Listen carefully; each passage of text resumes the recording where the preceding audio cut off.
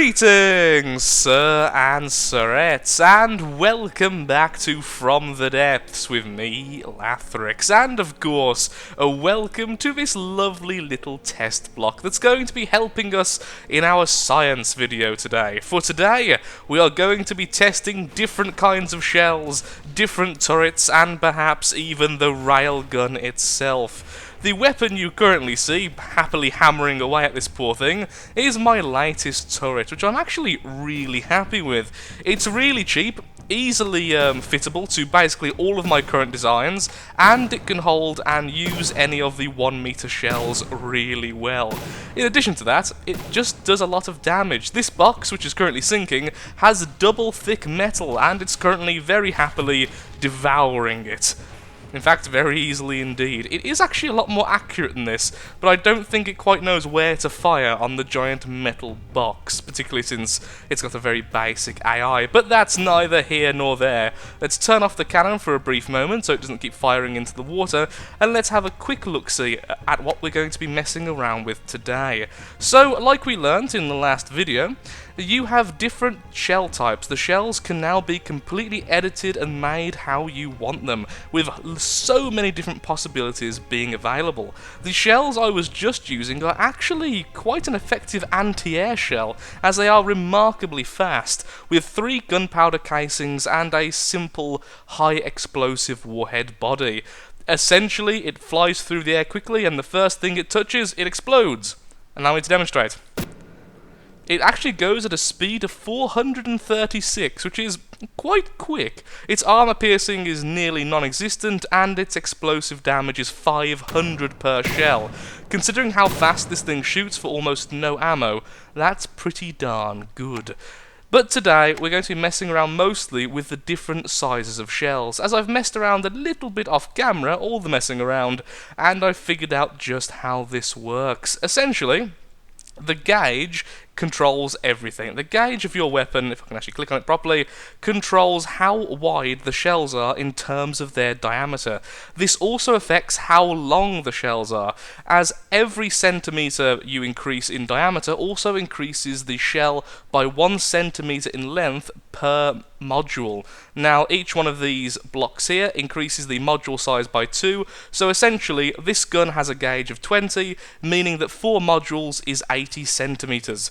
Meaning that we have 20 centimeters to actually play around with in these 1 meter ammo racks. So they're almost as big as you can get for a 1 meter shell. All nice and simple. But it gets a little bit more complex when you start messing around with different sizes of barrels, as although I have capped out the gauge at 20, this lovely turret is actually able to go to 30 something. As you can see, the shell diameter with 2 barrels quickly decreases to 0.1, as opposed to 0.2, in fact it's 0.118. Which actually changes the shells. The shells will automatically change as soon as you change the turret. So it's a weird kind of balancing act between the shell creation and the turret itself. So today we'll be trying to figure out the best configuration for different turrets with different barrel sizes and different gauges. And like I said, eventually we'll be getting on to the railgun. Now the railgun is actually a lot more simple than I thought, and is better on not so huge guns, as the larger the shell, the more power is required, and ultimately the maximum effect is actually a lot lower. On a medium to small shell, you can propel them at ridiculous speeds, causing a massive amount of carnage in your wake. So anyway, now if we fire the exact same shell with a different gauge, with two barrels, you'll see the speed is a lot slower, the explosive damage is lower, and so is the kinetic damage. But of course, these are the same shells and will be cheaper to produce, which is absolutely fantastic. So if you find a shell you like, you can actually keep the exact same style of shell, even with a lower gauge. But of course, if you wanted to, you could actually add more modules. I was messing around, once again, earlier, with a very fast shooting gun that shot, I think it was 10 module shots from a regular 1 meter ammo rack, which was absolutely fantastic. And here we go, now we have 6 barrels. They're absolutely tiny because each module is now only worth around about 7 centimeters as opposed to the start where they were worth 20. But of course, they are much weaker, but a much higher fire rate. So, we're going to spawn in another enemy, and we're going to be changing the kind of shots we use, because currently, like I said, we are using really fast, yet honestly really weak shots. These things won't do much damage at all. But I want to see what would happen if we go back to our single barrel, if we changed it to, let's say, triple high, actually no, 1 high explosive and then double frag. There we go, with only a single gunpowder. There we are, and then have the frags go much more like this. And we'll see just how this does. And then perhaps all high explosives, which do cause the explosive radius to change as well. At least I think they do. Let's have a quick look-see. Yep, there we go. So we can also make the explosion bigger, as well as do more damage. So actually, let's start off with 3 warheads and a single gunpowder. This way, it's going to be a lot more damaging. We've tested out the gunpowder heavy shells, and now it's time to test out the warhead heavy shells. If we're lucky, this should be quite the thing to see. Okay, so obviously they're much slower in the air than the original shells, being only a third of the propellant, and yeah, they are much more powerful. That is actually kind of ridiculous. For such a cheap cannon, this really does show that the advanced cannons are just better than the custom cannons. Of course, the custom cannons do have their place still, in my opinion, but the results you can bring with only a little bit of effort with the advanced cannon is kind of shocking, honestly, because once again, this is a very cheap, very low-end cannon, which isn't even set up perfectly, and its damage output is, well, absolutely ridiculous. So we've tested out the high gunpowder, we've tested out the high warhead. It's time to test out a bit of a more complex warhead. A more complex shell, rather. So what we're going to do is we're going to change the desired shell gauge to, no, not 26, 16 point, if I can look at my calculator, because I just did math, 66, of course 66. And apparently that is the maximum gauge we can have, and still have 6 modules. So let's see if that is actually the case, or have I done my math completely wrong. Honestly, it wouldn't surprise me if I had done my math completely wrong. So, where are you? Ammo customizer.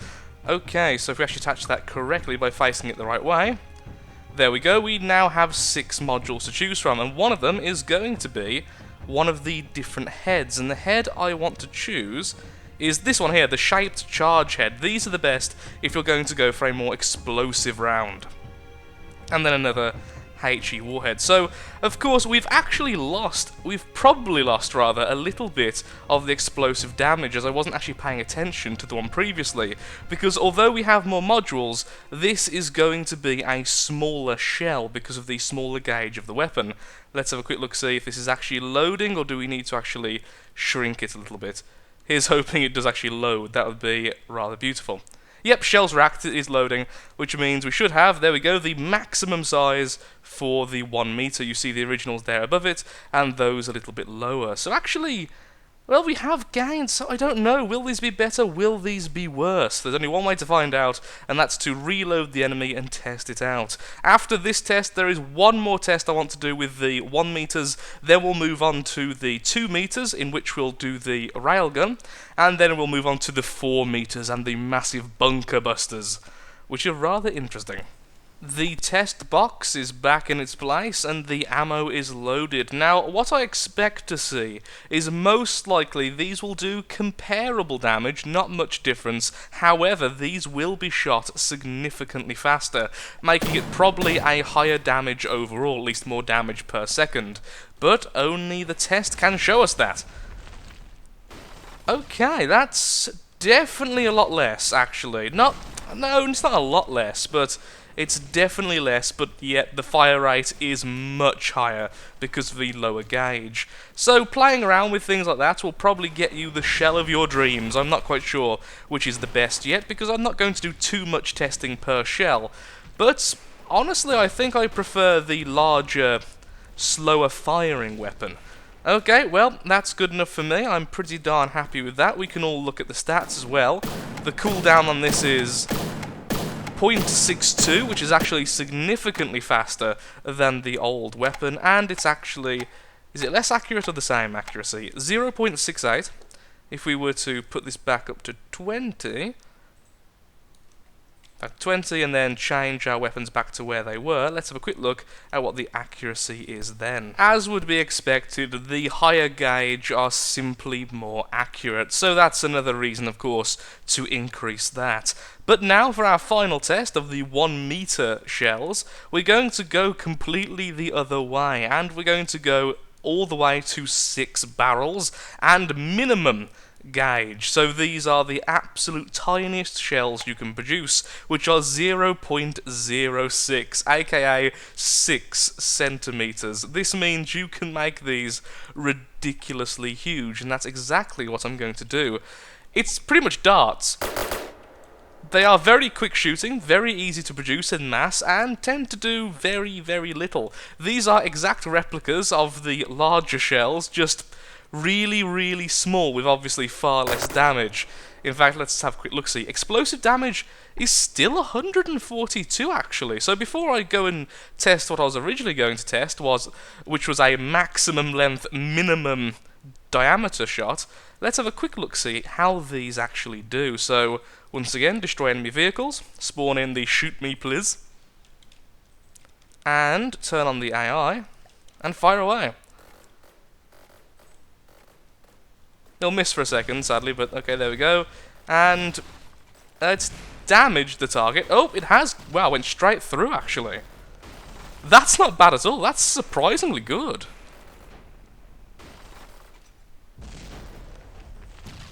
Well, that actually does a lot better than I expected. But really, the reason why I want to test out the maximum length ones is to test out a really, really fast shell, mostly made out of gunpowder, to take out airborne units. Indeed, we're going to be trying to create an anti-air shell. Probably quite weak, but extremely quick. There we are, the shell we're going to be using. We're going to be using the Extreme to start off with, which is all gunpowder other than a single frag warhead. There is also the Base Bleeder, which we could try to convert one of the gunpowder casings to. However, I would prefer to test that out some other time, when we have, well, more time to do more specific things, like the AA turret itself. So, because we're currently having a mixture of ammos, as you can see, we have the last ammo and then our ridiculously huge ammo next to it. To get rid of those, all we're going to do is change the barrels, which will change the gauge. Which, if we do that, there we go. And then go back to the barrel we were just on, which will then refresh all the ammo because the ammo was invalid. And then we should be racking up shells again. Excellent. Okay. Now, I don't expect this to do much damage. This is the extreme of silliness. This thing is just pure speed and absolutely nothing else. Oh, we're already shooting. Well, oh. Okay, actually he's making holes in the thing. That's quite interesting, honestly, because that's all we're really looking for when it comes to shooting down aircraft. At least very, very light aircraft, things like the... what do you call them? The flying squirrels and such. We don't really want much... in fact, it's already causing this thing to sink. That's how fast that's got through. That's surprisingly good. Well, colour me surprised. Of course, if you wanted this to have a more constant fire rate, what we would need is to have far more autoloaders than we currently do. It's simply a matter of we can't put it in the barrel as fast as it's shooting since it's an instant fire. So let's destroy the enemy vehicles. And let's have one quick test fire to see just how fast those shells are actually moving. They are moving at 900 speed. As you can see, that is ridiculously quick. Now, larger shells with higher gauge move a lot faster than this. In fact, I've seen a shell move over 4,000 purely on the gunpowder in the shell itself, without any rail assistance. So that's pretty darn cool. How about if we were to move to a single barrel? Oops. And then completely fall off the back. We all know it was going to happen at some point. It was just destined to occur. Let's go back onto the test box. One barrel can still use the same ammo because it's still at minimum gauge. However, is there any difference? Not really. Now it's essentially a high-powered pea shooter, which might not be too bad. If we're only going with a single barrel, we could probably half the size of this thing, if not quarter it, and still have the same effect, and that effect being the damage we just saw just, well, minimized a little. Again, against flying squirrels, perhaps this kind of shell might not be too bad. Okay, so this time it's only shooting one shot at a time. It does break things apart pretty well. So let's quickly delete all enemy vehicles, and let's actually spawn in a flying squirrel. Now, I don't have particularly high hopes for this, but I just kind of want to see it occur. So, built in, Nita, deep water guard, and then we just go down to flying squirrel if we can find it. The flying squirrel. Probably one of the most hated enemies in the game. Okay, let's spawn that in and see how it does. Oh, admittedly, not that great that it spawned in the water. Oh, wow. Even at this speed, the gun is actually having difficulty hitting it. That is just phenomenal. I mean, come on. Nothing will ever beat the flying squirrel. Other than maybe a railgun, as railguns can quite happily fire at 3,000 meters per second, which would be pretty much an instant hit at that range. Okay, let's go to maximum barrel size. Sorry, maximum barrel number. Well, hit it once. No, against flying squirrels, I think we'd have to be a little bit more specific than this turret, but at least it gave it a good shot. And so ends the testing with the 1 meter shells. Let's move on to the 2 meter, and we'll get straight into a railgun to see how that does. Oh, it has hit it again. A few times, actually. Well done. Oh, there you go. It did eventually take it down. It just took way too long. I think perhaps if it was a constant fire rate, it would actually work. Amazingly, though, the flying squirrel has sunk our test box. Well done, flying squirrel. You win this one. Now that we've tested the 1 meter shells, it's time to move on to the 2 meter shells. You see in front of you an exact replica of the shells we were using at the very start of this video. That is 3-part gunpowder to 1 part high explosive. So, in theory, these are the same shells, just much, much bigger, meaning they should be quick and not that powerful, but certainly more than powerful enough to kill our poor little test box over there. Now, this turret design is a lot better than the original, although it's still not good, because I really haven't took the time to have more efficient designs to actually figure out what can go where for space efficiency. This one will fire a lot faster, even though it's using a much higher gauge and obviously much larger shell than the original turret. This is because of the huge amount of gauge cooling units used, which essentially lowers the cooldown, meaning that the turret can now fire a lot faster by default as long as the autoloaders can feed into it. Now, I don't think there are enough autoloaders here to possibly actually have this thing fully stocked at all times, but it does mean it's probably going to have a really nasty volley. So let's quickly test and compare with the original shells. There we go, and well, that's fairly obvious, yeah.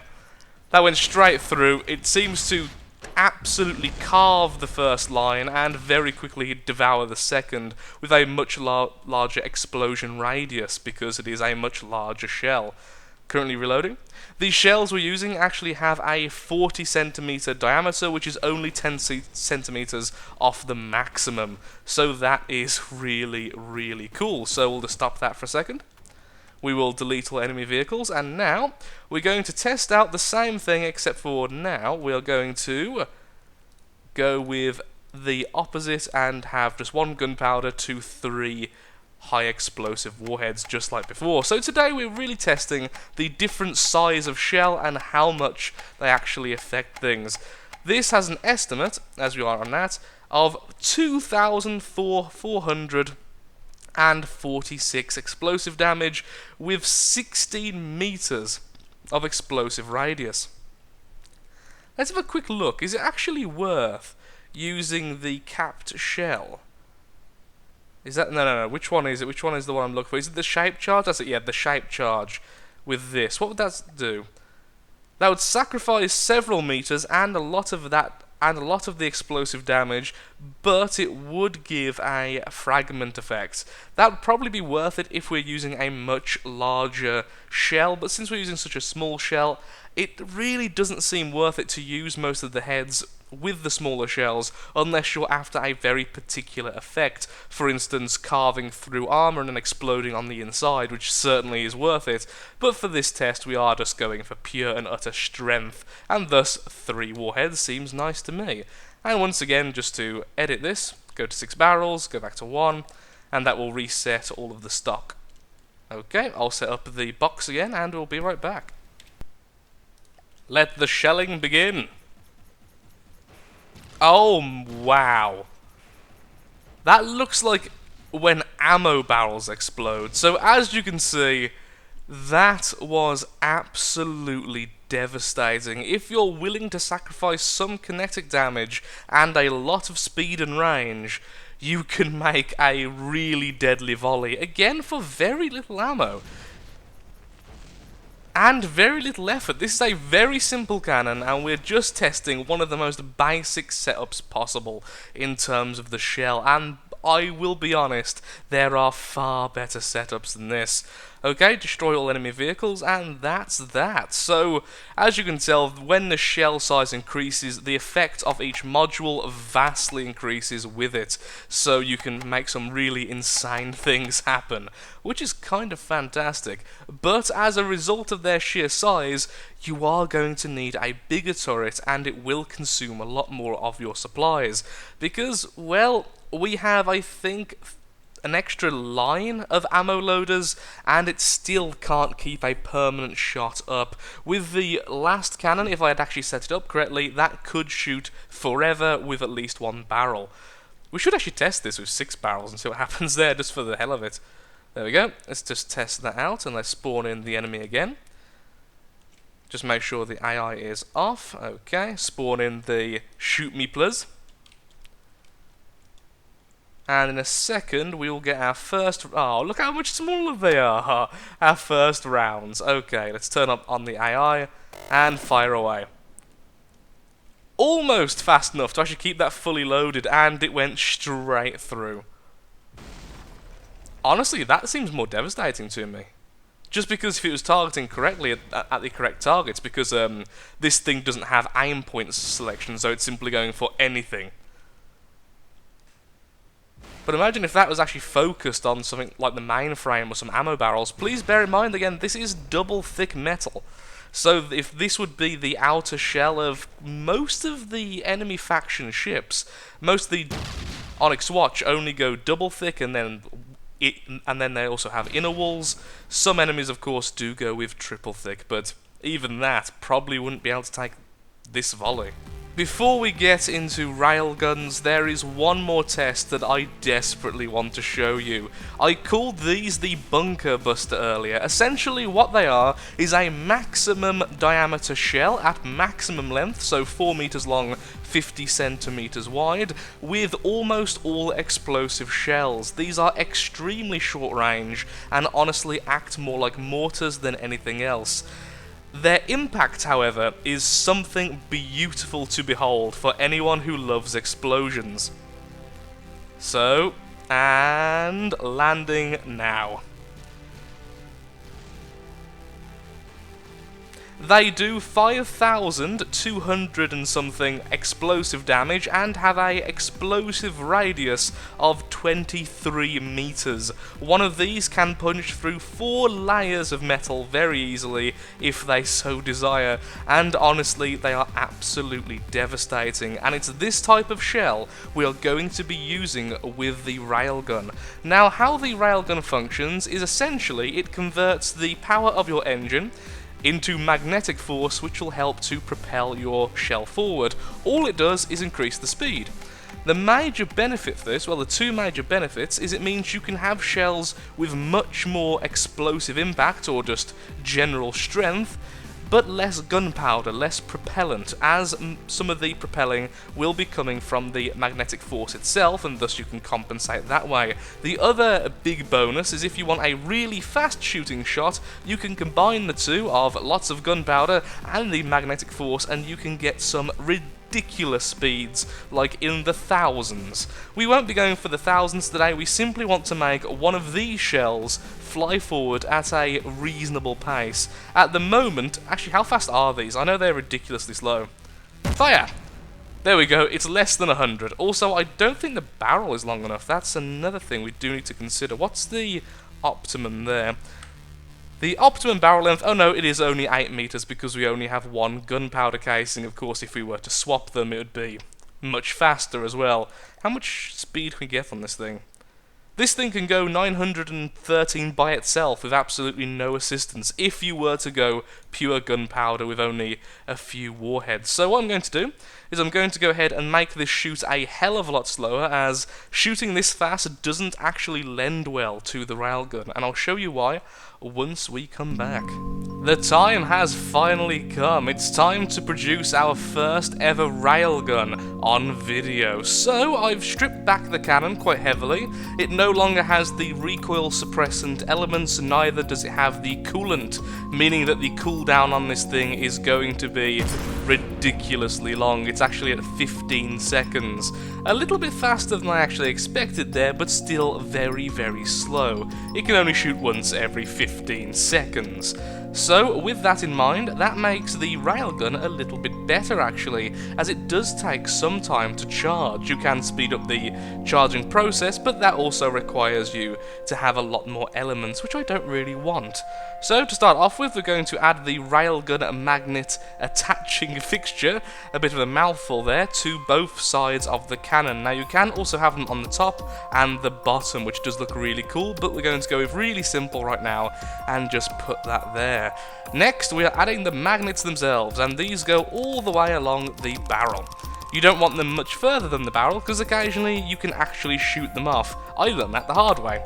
So we're going to have it literally just all the way along the barrel there, and that's what provides the magnetic force for the barrel itself.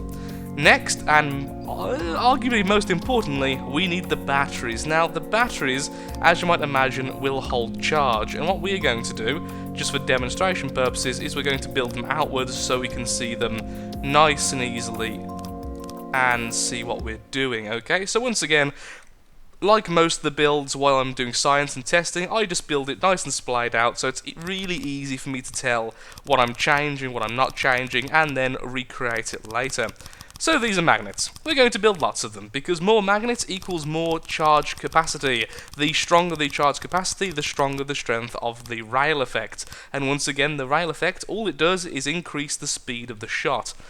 Now finally, we add the chargers, and what the chargers do is they will drain the energy from the engine to charge the batteries, as you might imagine. There we go. And you can put them all the way along, you can put them on each side, I think it's every single side, as these are basically little cubes.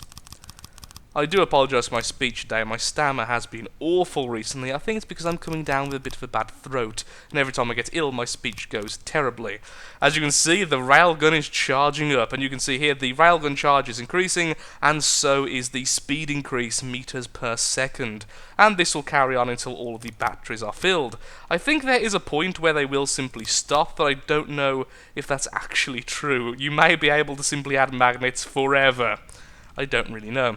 But as you can imagine, a much smaller shot is much easier affected by this. Since we're going with the maximum size of shot, we need a lot of power for a minimum effect. Increasing the speed of this thing can be difficult. Oh, there we go, maxed out. Let's see if we can actually increase that more. We're going to actually try and add a couple more bits of magnet just for fun. I really wouldn't actually recommend using such a huge shell for this. It does seem like it's just... not that it's not worth the effort, but certainly, well, you can see how much stuff we're having to put down. Yep, there we go, the speed increase is increasing again. It looks like it's slowed down because it got to such a high speed it'll kind of reset the visual effect, which is kind of fantastic. There we go, and now it goes in reverse.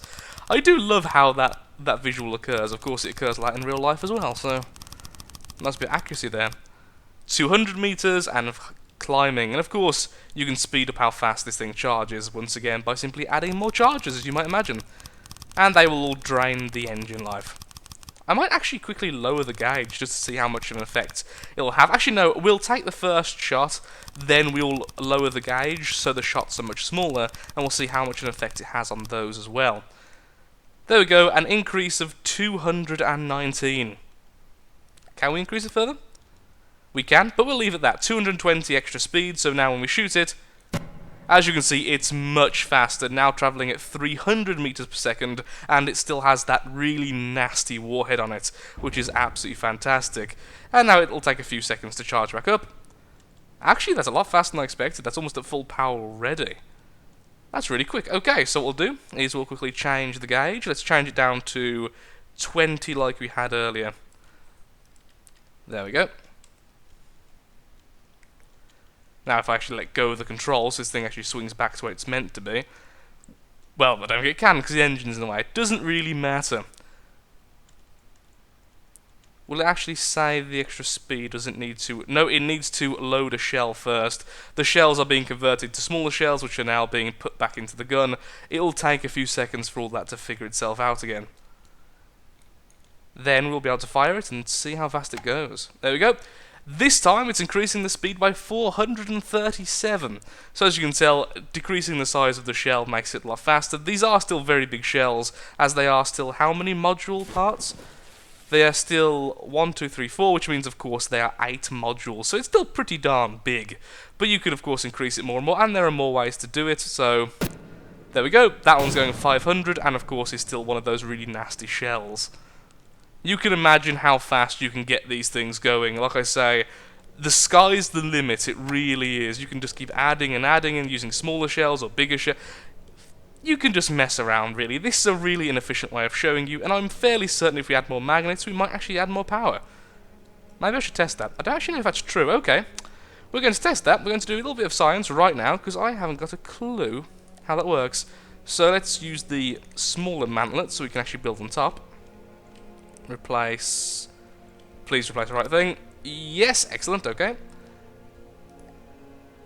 Once again, the attaching fixture, it's going to be on top, so hopefully that attaches. Not connected. This should be connected though. There we go. And then let's add the magnets once again. So it's currently 435. Will that actually go any faster if we add this? Oh, we went up by a tiny little bit, not exactly much, but it did go up. And then we could do the same on the bottom, as I hope. Now, this has a chance of breaking the whole structure, by the way, so yay, it didn't. It's always nice when the structure doesn't break. But this is why we do science, so we'll figure out this in the future. There we go, and that didn't increase it at all. 439.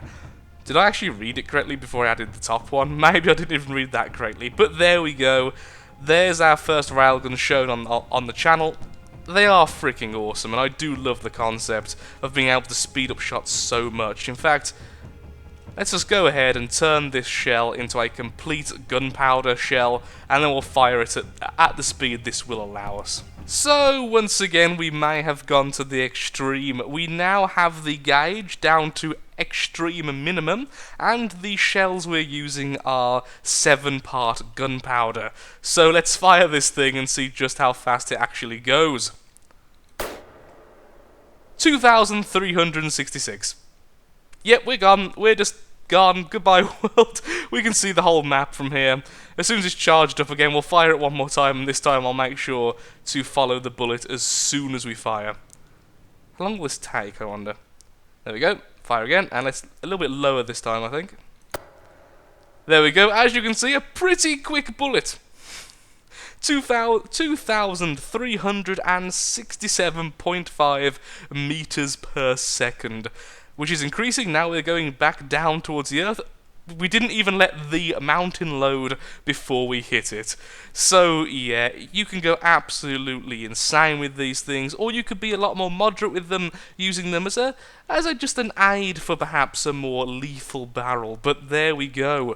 There's all the, well, not all the types of shell. We haven't really covered most of the head types, because really, they are fantastic. They are absolutely fantastic. I have actually used a couple off camera. Certain ones like the, if I just go here, if I can find the one I'm actually after. Nope. Nope. I do like this one. Actually, the squash head. Would the squash head actually increase the explosive radius of warheads? Let me have a quick look.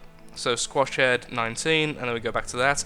No, but this one here causes a shockwave, essentially causing a whole different effect from the shell. So that's what the heads really are there for. Other than just giving AP, they add effects to the shell. So if you're after something specific, like being able to go through one layer of metal, then exploding, or going through several layers, or just anything you can think of, read those and you can choose the shell which suits the situation or the purpose of the gun itself. Since we've just been testing out really how the gauge changes the shells and the shell's effectiveness in extremes, and then of course the railgun, it really didn't matter too much. Those are the kind of things I'll be working on, of kind of min-maxing once we actually start putting these guns on our ships, which probably will happen in the next episode.